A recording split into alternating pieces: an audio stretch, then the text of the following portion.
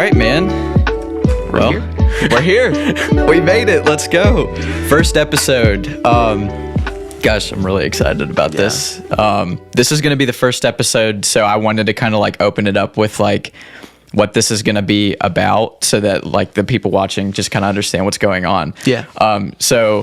The Lord kind of called you. He put you on my heart to like. Well, first we started the podcast, then he put you on my heart, and then I kind of reached out to you, and you said you'd do it. Mm-hmm. But the point of you being here is you're gonna share your testimony and talk about that. We got to talk a little bit over the summer, and I got to kind of understand what your testimony is about, and so that got me really excited, and I just kind of got to understand that maybe you were the person who was supposed to kick us off. And so that's crazy. Yeah, it's insane. I'm so excited. I'm so excited that you were the first person to be up here too, because well, one, your older brother's my best friend. So which is hilarious. Yeah. To me. He's not here, but I am. Yeah, that is pretty funny. But you know, I'm not calling the shots, the Lord is. So, but it's really exciting. At least the blood is here, you know? Yeah.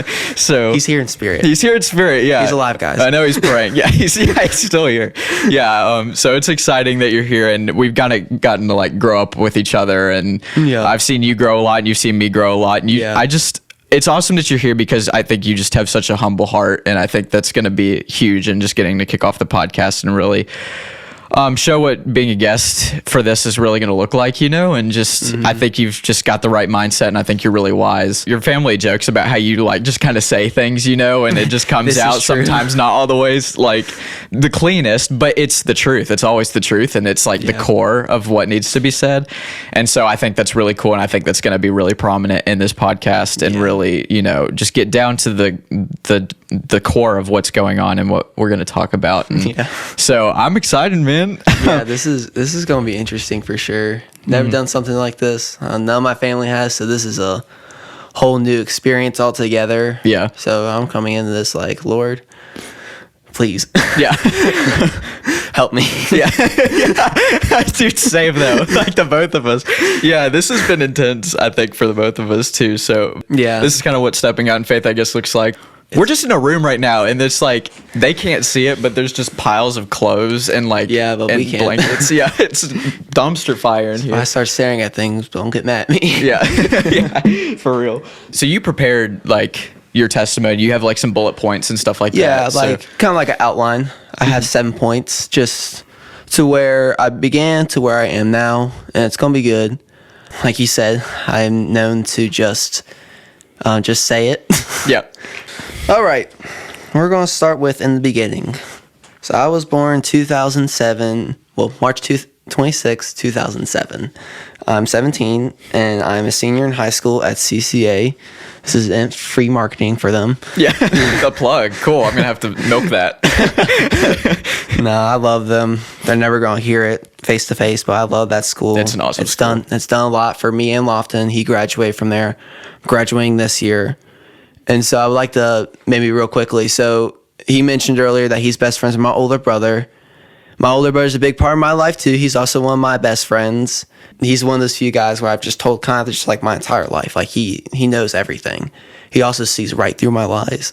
And that's been proven very evident. He's pretty good at that, actually. He is absurd. I'm like, there's no way he know that. Like, he just knows. And I'm just like, good for you. But at the same time, I'm really mad. Yeah, right. And so he's a big person in my life. So he's going to come up a few times. I'm going to briefly mention my little brother. Sometimes I want to hit that kid, but I love him to death. He's a great kid. He's very talented at a lot of things that I will never be talented at. I'm only going to say this on the podcast because I can't say it to his face. His head gets too big. But he's a great kid. I adore my parents. They are both great. I mean, I couldn't have asked for any better parents. Gosh, your parents practically raised me as well. They really did. And one of my favorite stories, I'm going to talk about this because it's going to come up eventually. One of the first nights Lofton ever spent the night with James at our house. This was around Halloween 5 years ago.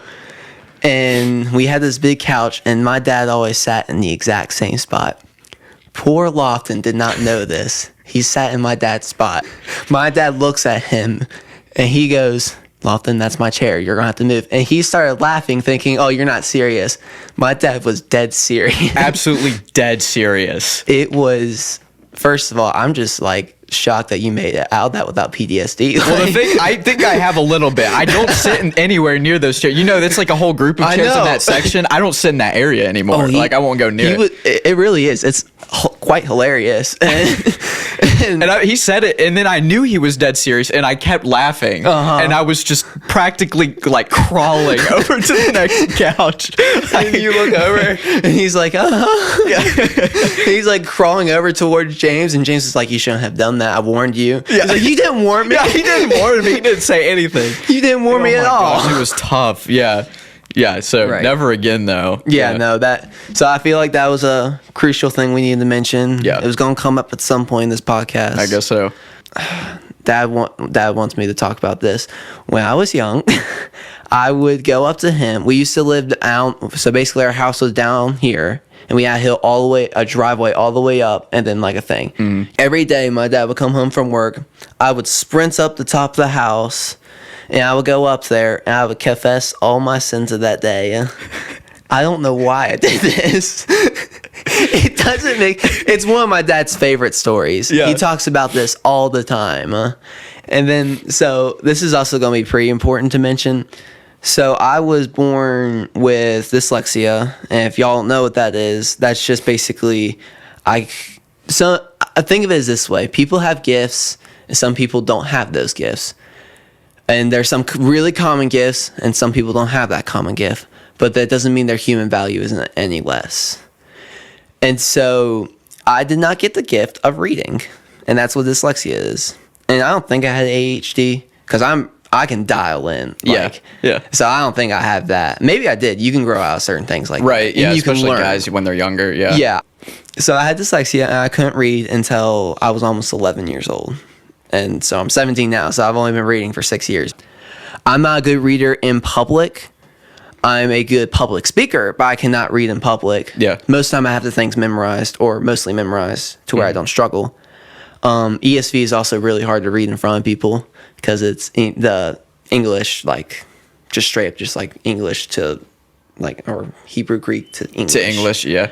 And so that's different. Right. And so I've had to learn how to read that. It's interesting. Do you think if you read other types of the Bible, like other versions of it, King James Version, you have like an easier time? Not King James. Yeah.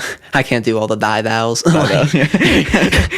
like, I can't focus. There's just a vowel every sentence. I don't need it.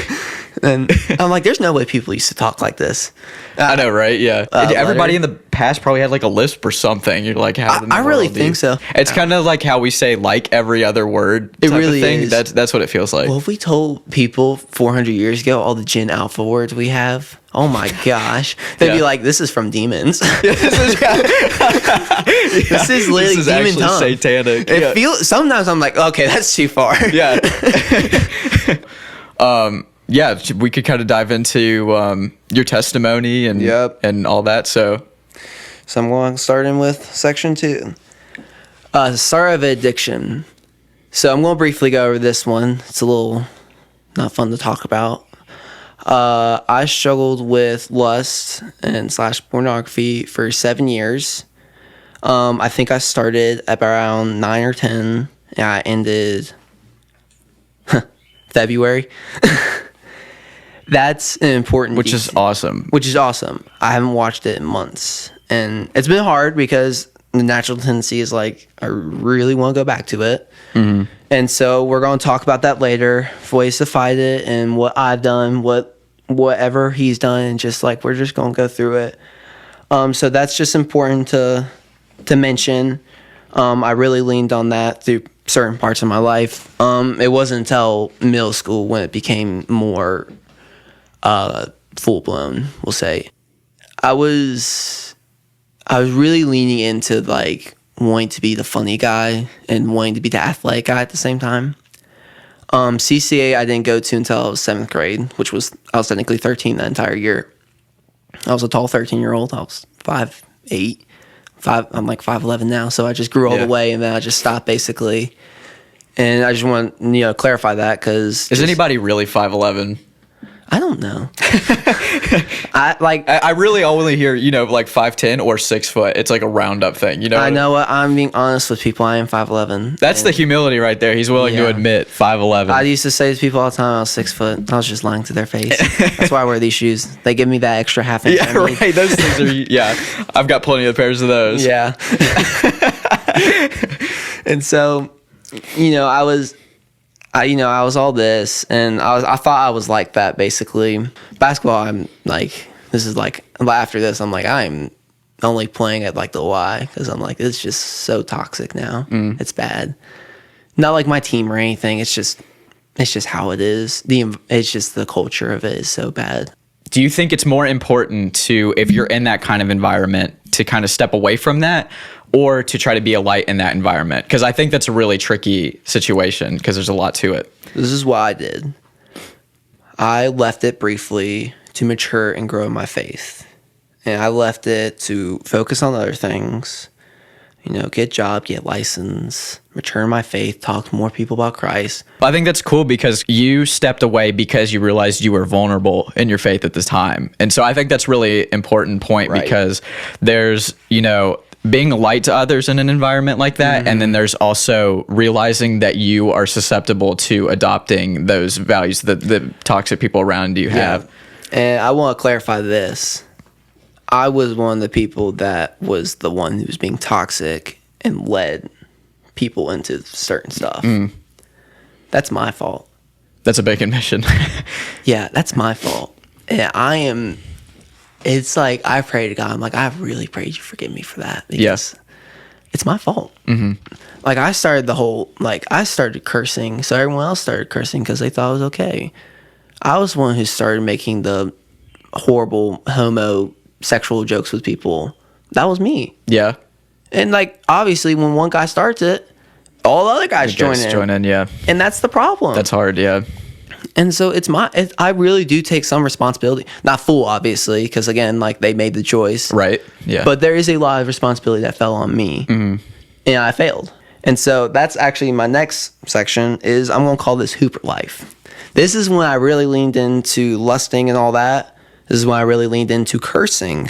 And we're going to talk about that. That's going to be a fun conversation. Yeah, I think that's going to be really interesting because I think that's something that not a lot of people look at and they're like, wow, cursing, is a really big deal. But obviously it's affected you greatly. So, I'm really curious to hear about what your side of that is. In middle school, there was this Hooper life was starting to form. I was cussing more. I was leading on lusting more. And what do you mean by, you said Hooper life? Like, that's a basketball term type of thing. Okay. So, when you call yourself a hooper, it's kind of just like, just think of it as just like a basketball player that's fully into it. Hoopers are people that only play basketball and give their life to basketball. Gotcha, okay. So if you think of a hooper, think of Kobe Bryant. That man gave his life to basketball. Yeah. The mom mentality. Literally. Yeah.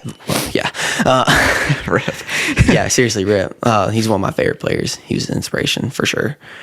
And so always remember that. Like Hooper is like, just think of it as a term as just like the life of basketball. So I'm going to open the door to cursing first. I'm going to say, do you need to do it? Think of it as that way. Do you need to curse right now? And if the majority answer is no, then you shouldn't practice cursing. Expand your vocab. If you can't think of a better word than the F word, I'm sorry. Most people don't look up or ask someone what the F word means and they just use it as a filler word. I had a conversation with someone. They were like, oh, it's a filler word now. I'm like, but it literally means what we know it means. Yeah. It's horrible. It's graphic. It's disgusting. How do you think cursing affected you in your relationship with other people and your relationship with the Lord? Was there a taint to anything like that, or? Yeah, with other people, they were using it as well. That was the problem. I was the bad influence. So you think one of the biggest problems was you were influencing other guys just with cursing? Yeah. That's the main one, because I was the first one that cursed in my friend group, and then and then they kept it up more. Yeah. So that's my fault. Like, I can't say anything else. That's my fault. I was the one being a jerk to everyone. I was the one cursing at people. I'm the one. I want this also to be clear. My anger has also controlled me a lot. only here recently I've been able to control it more. I get frustrated easily. So I've like threatened people. I've like done the whole thing. Yeah. Cursed at people. I've called people the worst things. Like it's my fault. Like the tongue is your sharpest weapon. So remember that. And yeah, Psalm 34 was a really good one that helped me really control it. So I recommend reading that. And so that would be good to dive into with that. Mm-hmm. And then with my relationship with the Lord, it got so bad that I started cursing in my prayers. And I caught myself one time when I said something. I was like, I'm so tired of this. Mm-hmm. You can think. And I was like, why did I say that? That's where it really hit me. I was like, gosh, I can't control this anymore. I used to think I could control it. Nope. Yeah. It just became like, no, I can't control it. I gotta stop. And that's when you get to the point where it's like, when you lose control and this is something I struggled with. So I'm not going to criticize people who do struggle with this. Don't roll the dice with sin. It's going to win every time. It's going to roll 6 every single time. You're not going to ever win. The only way you're going to win is if you have the Lord. And that is when you have to commit to the Lord, and that means doing things you don't want to do, like cursing. Yeah. Like cursing, I want to do it, but I'm not supposed to. Yeah. And I know that. Yeah. I have been raised in the most Christian family my entire life, and they've given me freedom to be my own person. And that's a blessing. And they know that. And so they've really guided me through my whole life and made it clear. Yeah. And so I challenged them to things. They challenged me to things. And that's a great thing. And so I want that to make clear. My family's the best. Yeah. They had nothing to do with all the choices I made. These were all my choices. It was all my sin. So always remember that. It's always your sin. Right. And that's right. That's when it gets up. And so with the Lord, He had to fix my heart. And so once I got to high school, this is when I'm going to get more into my situation with depression. So this is going to be rough. So when I was a freshman, I was a little older. And so that meant there was a little bit more responsibility. I kind of had everything stripped away from me. That's the definition of really what depression means, is you are in this deep state of sadness because everything was taken away. Mm. So everything I held valuable was taken away. My good friendships, I lost friends. My good grades, horrible grades. My starting basketball star spot, taken away. I didn't have my parents, they were always busy, and I always thought I was an inconvenience to them. Mm. So I didn't bother them. And so I was by myself, as I viewed it. And that was my fault. I should have gone to someone. I like how you said, as I viewed it. As I viewed it. It was me. And so this is so hard to talk about because it's like, you just remember it all. And you just remember the feeling a little bit. And it's rough. And this is the thing, I want to say this. Imagine your saddest thought you've ever had. And imagine your most shameful, embarrassing, whatever it is, thought you've ever had. And put them together. That was the feeling I had every night for 8 months to a year. Mm. I thought I was a good Christian while I was doing all this other crap. Not reading the Bible, cursing in my prayers, cursing against the Lord, not watching porn. And that's when it really got bad, was during depression. I leaned on it really heavily. Yeah. Because that was what I found valuable. And it wasn't.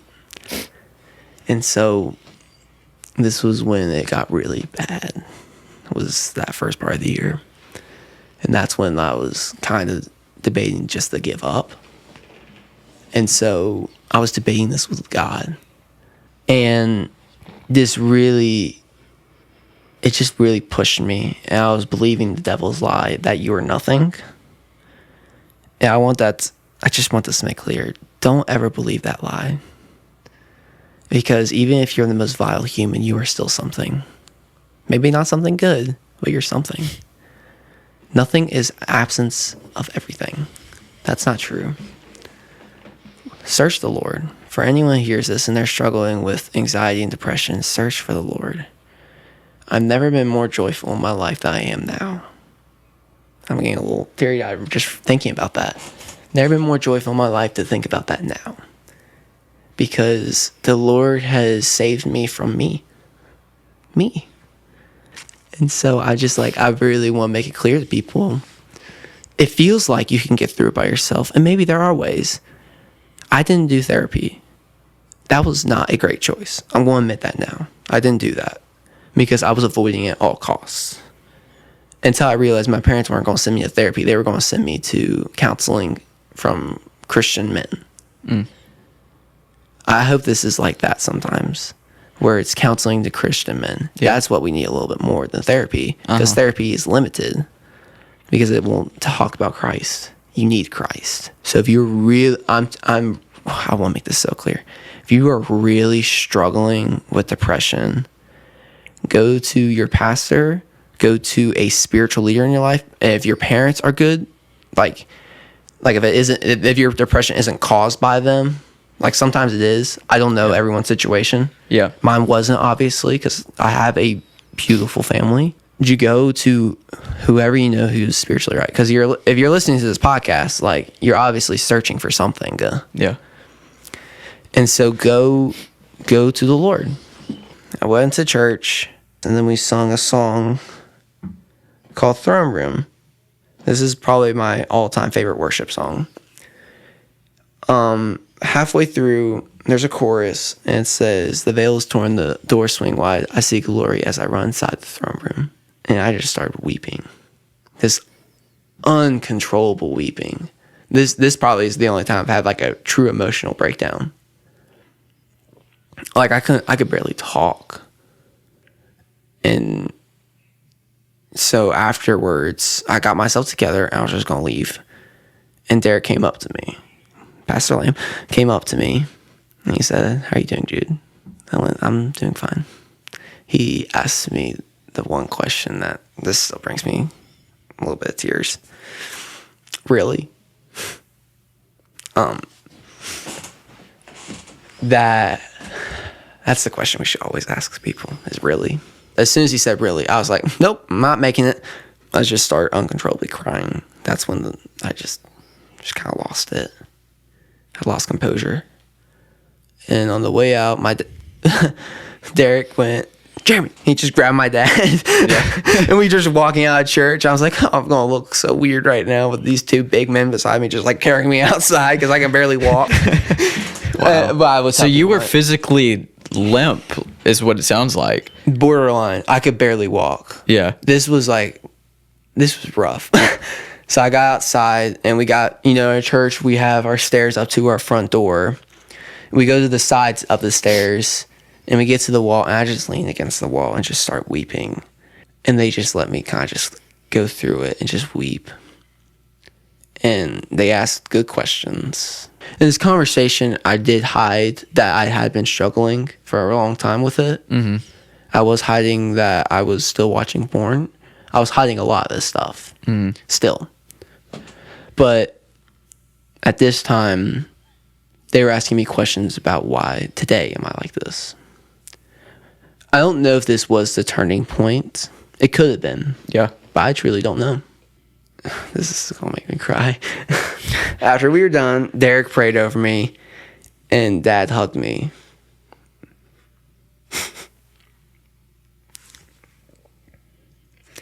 And he said, "I love you so much." And he just hugged me.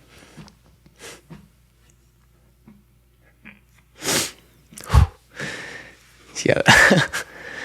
Not trying to get anyone to cry, but that was one of the most joyful hugs in my life. It was one of the most loving things my father's ever done.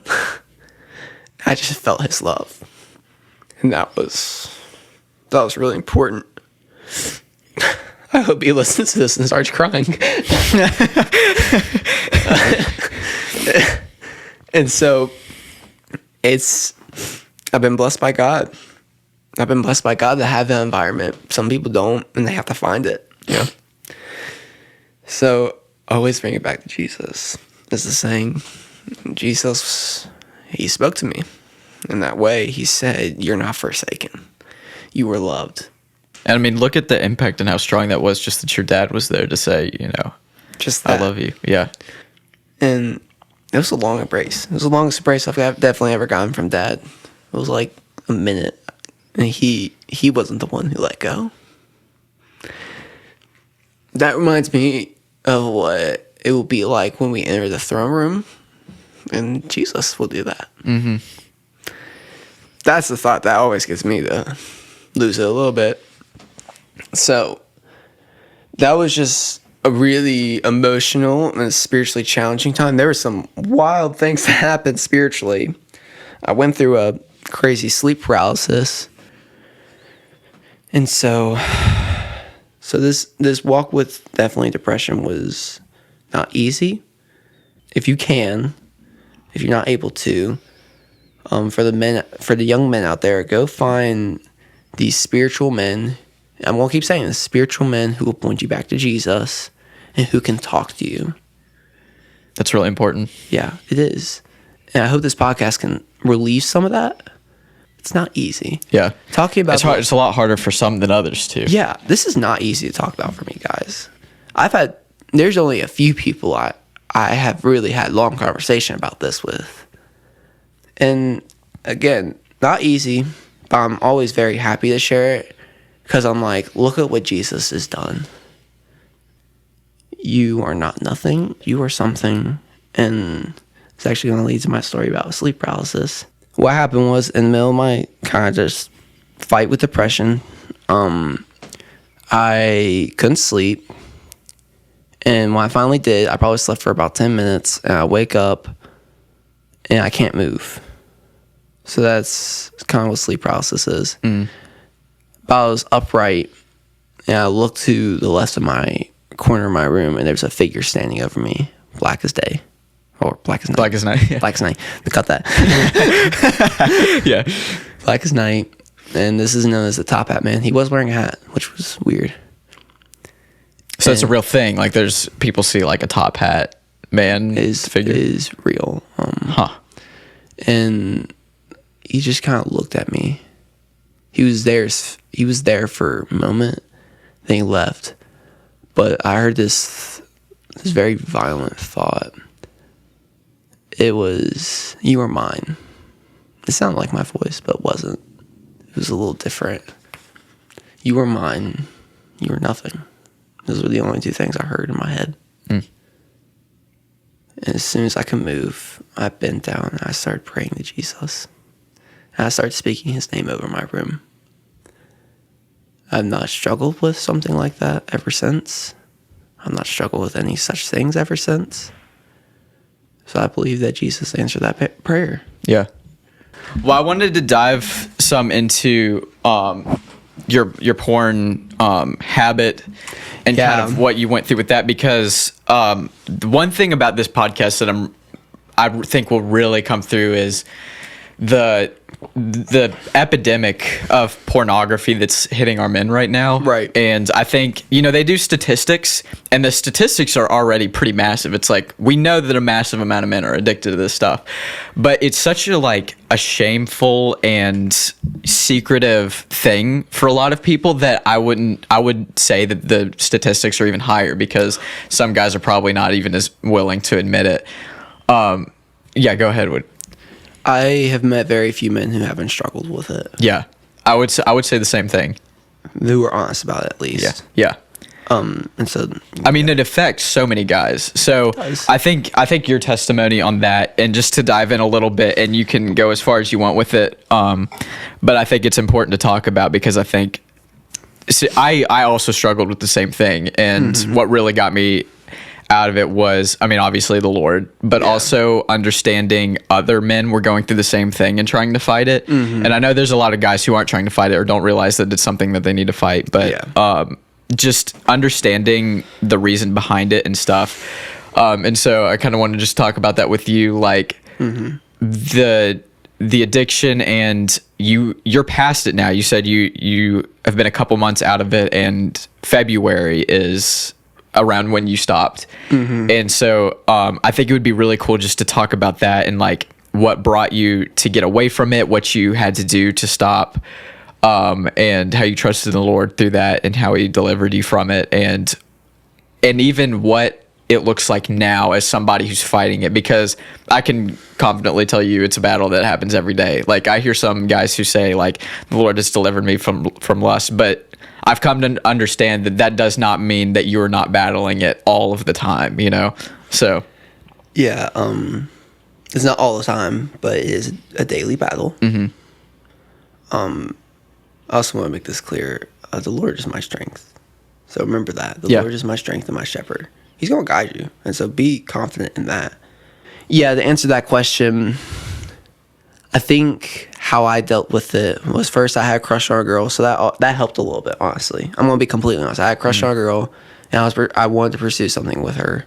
Did not happen. But maybe the Lord blessed me through that, just getting through it. So that helped. And why did the girl help? Because I kind of just like said to myself, like, oh, this is wrong, because now I really am committing lust. So I had to just take it all the way. So you're basically getting rid of it to pursue this relationship with the girl because you knew that having both things like just didn't work. Yeah, it doesn't. And I knew that. Literally, if you look at most marriages that end, the guy's usually watching porn, or the girl. Not common with the girl, but most of the time it's the guy. It kills a marriage. It kills your spirit life. It kills your heart. It kills everything. Yeah. And so that was kind of more in January, and I just slowly was stopping and just calming, and I was like, I'm going to cut one thing off at a time. TV, no more. Not going to be watching TV by myself until I just don't care about it anymore. I only now can do that. Why TV? Why was that what you went for? You can find, because my phone had lockdown stuff on it. Oh, okay. And so what was the TV? Are you saying that was something that you were like gravitating towards that would instigate? you can find stuff on it. Yeah. And so that's what I was doing. Phone, I found stuff on it. You can find, if you search, literally can find it. If you search long enough, you can find it. I found the craziest video that like came out like 11 years ago, but it just hit my feed, and it was this kid who found pornography on his Nintendo DS. Like, I mean, you are not safe from anything. Like, and so I want to make that clear. Like, you could do as much restrictions as you want, and it's going to help. Yeah. So do that. If that helps, do it. If it makes it to where like I'm too lazy to go to it, works. Yeah. Don't argue with it. Like just if it works, it works. But I find in most cases that's not how it works, and it's more of the man making the choice. Yeah, that's an important point, because you can access pornography or these lustful things anywhere, but it really comes down to the core of the man, because you really can't escape, especially in this society. Yeah, there's no escaping it. Old Testament speaks very against it, especially in Proverbs. Yeah, Proverbs, man, read that. These holy men like David, Solomon's literally called one of the wisest men, if not the, like, besides Jesus, if not the wisest man, because he was blessed with that. And you're telling me he struggled with adultery and lust that bad? Yeah. Like that just tells you, like, you may be the wisest, but it doesn't mean you're going to be able to get out of it. That's when you have to call on the Lord to give you strength. As the Lord is my strength. So remember that. The Lord is my strength. And always remember that. And when you're about to watch it, go find someone. It's really hard to watch something like that in front of people. Yeah. Trust me. Yeah. It's really difficult. Go search for somebody in the house or something. Yeah, just like hang out with someone. Yeah. Text one of your friends. Be like, can we hang out? Yeah. I think that's good. Yeah. Go to the gym. Like, I actually, one of the most helpful things has been going to the gym. Gym isn't I think one of those, like, pointing that out too. One, I wanted to go to the thing where you said go search out a guy. I saw the funniest thing where somebody was talking about that, and they were like, just turn on worship music. You are not going to watch porn and listen to worship music at the same time. That's so true, though. That is genius. I mean, that's absolutely that is genius. true. Just always have AirPods in the ear. Yeah, or just always have worship music playing. You are different if you're doing that. No, for real. Like, you were different. But also the workout thing, like, it does. A lot of people talk about like getting out of that addiction, and what's hard about the addiction is like feels natural. I mean, it's natural, and it's something that you kind of lean on, and it takes up your time. And people just like, there's this one verse the Lord just taught me about this, because I had never known what this actually meant. But in one of the Gospels, Jesus is giving a parable, and he's talking about how a demon is in this guy, and the guy like purges the demon out of him, and the demon leaves, and he goes through like desert lands or something like that. And then he circles back around, he comes back, and he sees the house is like kept up and empty and clean. And he grabs 7 of his demon friends, and he comes in and he takes place back in that house. And I always like kind of struggled with that. I was like, I really just don't understand what this means. But I think in this context, I really understand it now, is when you have an addiction to pornography, and it doesn't just have to be pornography, it can be anything. It's something that's keeping you from the Lord, distancing you from him, and you want to purge that, and you can successfully do it. Because in the way of pornography, that might be like, I didn't watch pornography for like an entire week. Yeah. And make goals. But then guys will fall back into it, and they're like, why did I fall back into it? And it's the whole thing, and they'll binge harder. Like they'll abstain, they'll think they're doing good, and then they'll fall back, but they'll fall harder. And that's, I think, what Jesus is pointing out in that verse is he brings in, the demon leaves because you purged him, but he comes back and he brings back the 7 demons when you have your house unkept. Yeah. And I think that's important, because he's saying, because your house is empty, it leaves room for these guys to come back in. It leaves room for the addiction to come back in. Yeah. And so basically, circling back to your gym thing, is like, you have to replace that emptiness. You've kept up you've cleaned up your room. Now who's coming into it? Who are you allowing in? It can't just remain empty. You have to replace it. And so, guys will just try to like get rid of porn, and they'll be like, this is all I have to do. I just have to get rid of it. And I keep falling back into it, and I don't know why. It's because you have to replace it. And the best way to replace it is with the Lord, you put him in your house. But there's also other things and activities that you can do, like go to the gym and work out and replace that. And it's like, if you start feeling an urge, just be like, I'm going to get up and I'm going to go to the gym. Like, another thing is like fleeing. Like the Lord says, like, the battle is so intense that like you cannot win. You're going to lose. Yeah. And so I know a lot of guys are like, I can just like have my phone by my bed at night or something like that. And it's like, and like just sit there and like not do it. I'm going to like meditate and be like, focus on the Lord, not do it. It's like, it's going to beat you, and it's going to beat you bad. So like, just run. Like there have been moments where I've been like, I just have to leave the area, and I'll just sprint down to like another room or towards somebody, That's what Joseph had to do when, what was that lady? The Pharaoh, was it the Pharaoh? His wife, and she was like trying to seduce him, and he just ran out of the house. Yeah, it wasn't the Pharaoh, it was whoever bought him in the slave trade. Yeah, that's right. Yeah. Pharaoh was a little later. Man, I can't remember who it was. I can't either, but I know it was somebody important that was over Joseph, and then it was his wife, and his wife like grabbed Joseph, and Joseph was like, bro, heck no, I'm out of here. I think your testimony is really important, just because like, I mean, you're here, and this is like a really hard thing to admit that like you went through that, and it was hard, but you are delivered from it. Like you are going to have to battle it for a long time, and it's not going to be easy, but you like have been abstaining since like February, and it's been months since you've been away from it. And that's what I've come to understand is like, the first month is really hard, and then you get to month 3, and that's where like the worst has happened. I started in January. Okay. I started my work. I was done in February. Yeah. Done. That's really quick, because not everybody can say that. Well, there was a lot of things that happened. Like I said, there was a lot of things that the Lord did to make it easier. And that was a blessing. I think the Lord knew it was like, and I just want to go ahead and make this clear. I have written on my notes, I have how I fought depression and how I fight lust. Fight, present tense. Don't look at me and think, oh, he's got it all figured out. I want to go every single day on my phone and search it. That's a daily battle. But like you said, it's just replacing it. So now, instead of doing that, I'm like, I'm going to make a worship playlist. Yeah. Do something like that. that fills in some time. That'll probably get some of your dopamine out. If you're like, I'm like shaking, I've literally been like that before. Like I was like, it's a drug. It's literally like you're on something. You're like, I will like go. I'm like, I will just go and talk to like my mom or brother, and we'll just talk. Yeah, we'll just talk about spiritual things. That really helps. That'll get you away from it. Yeah. Especially the second you're around somebody else, it just fades. And the gym is really helpful. It's also another trial by itself, because girls do come in wearing just like straight up just like croc tops. Oh yeah, right. So like my eyes are. I'm like doing shoulder presses like this, like my face is all the way down like that. I can't look in the mirror because some girls like behind me like flexing her butt in the mirror. I'm like, I don't want to see that. Crazy. I really don't. And like that's a good thing. I don't want to see it. Yeah. Like that's a beautiful thing that Jesus has done in my heart. That's awesome. It's like a switch. He like switched it up. Yeah. He like switched it off. Like I really don't desire that anymore. Also, it's in commercials, guys. Like if you're a dad and you don't want your like young kids to struggle with it, it's in commercials now. There's like straight up just underwear commercials everywhere. Right. Like that is a way to go to that. And I don't love that we're talking about all this, but like I genuinely think it's like it is difficult, and they're trying to expose this to kids. Yeah.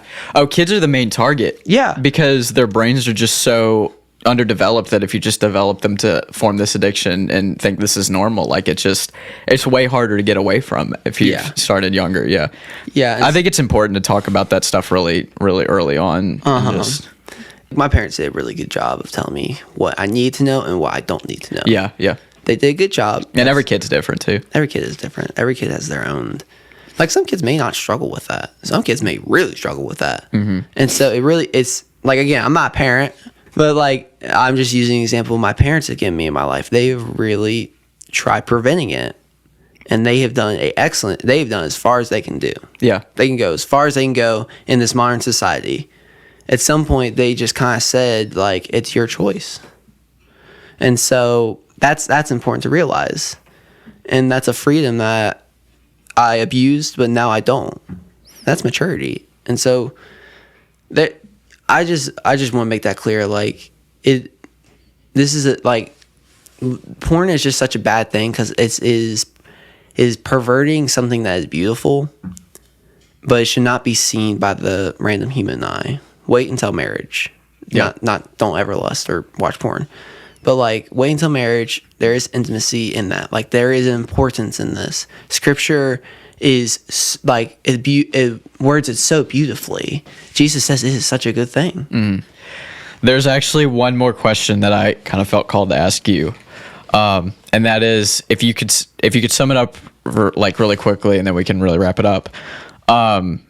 What would you say that your relationship with the Lord Yahweh looks like now? It's good. It is joyful. It's difficult. Not saying it's not, but I have joy in the Lord. So I feel like I'm right where I need to be. And I keep praying to God, I will follow your will. Your will be done. That should be something I should be in prayer every night, for me at least. Yeah. Your will be done. So I haven't done anything. This is just my testimony is all the wrong stuff I've done, how God saved me. And so just think about that. God saved me. I didn't save me. And so that is where my relationship is now with God. I pray earnestly and hard that it will stay like that. I pray this isn't some spiritual high. I pray that this is just a little block in the life that God has for me and for you. I hope that's what it will become. Yeah. Awesome, man. All right, dude. Well, thank you for coming and being so bold to share your testimony. And it's like a big leap of faith to just step out and be like, yes, I will share my vulnerabilities, all for God's glory. And just to see what the Lord might do through your testimony for other people as well, I think is just going to be super awesome. So thanks for coming on. This is our first run through, so we didn't really know what it was going to look like, but I think all the tech stuff ran pretty smoothly. Yeah. The Lord has been really over this entire podcast, and he's been, he's just had his hand over everything. I could go on for hours and hours with millions of stories that the Lord has done to grow my faith in him, and then slowly show me that this podcast is supposed to become a reality. And then just getting to have you to be a part of it as the first guest was super exciting. And so I think, you just did awesome. I think the Lord did a lot of stuff through you today, and so I'm excited to get this posted, and we'll see what happens. But episode 1, man, I'm excited. So. Yeah, this is weird. Yeah, I know, right? Yeah, learning how to do all the lighting and all the camera stuff was a lot of fun too. But it's going to be a learning journey. So this should be the roughest episode that we have. And then as it goes, we just keep having faith in the Lord, and it just gets better and better. And so we'll see, man. But thank you. Thanks for coming on and no problem. talking. Yeah.